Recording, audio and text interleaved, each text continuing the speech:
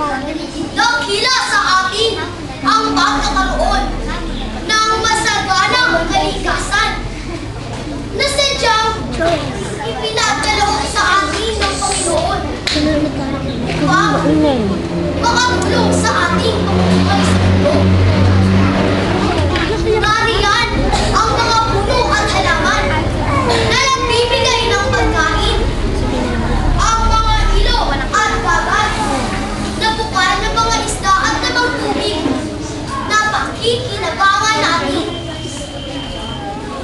ang mga kabundukan na may mga mina at troso, bukod pa sa mga ibon at hayop na nagbibigay din ng pagkain sa atin. Sa gitna ng mga biyayang tinatamasa natin mula sa kalikasan, hindi naman natin nalimutan na may tungkulin din tayo sa kalikasan. Winalang-bahala natin ang pinagkukulang ito na ang ating ikinabubuhay. Nalimutan natin magtanim ng mga bagong puno at halaman kapalit ng mga kinuha natin. Sinulog din natin ang mga kabundukan para taniman ng palay. Nang naging kapalit ay baha at pagbuho ng lupa.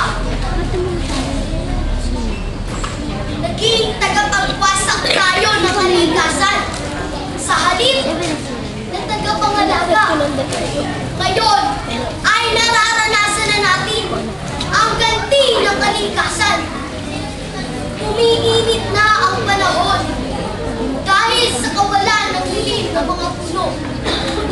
Natutuyo na rin ang mga ilog at sapa. Malimit ang pagbaha.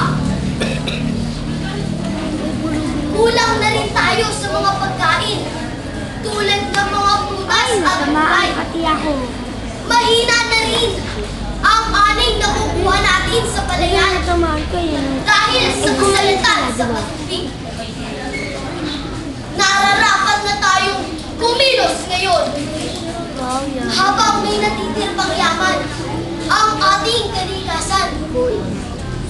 Isipin natin ang darating pang henerasyon na maaaring wala na makikita ang mga puno at ibon sa paligid. Harapin natin ang ating mga tungkulin bilang tagapag-alaga ng ating inang kalikasan.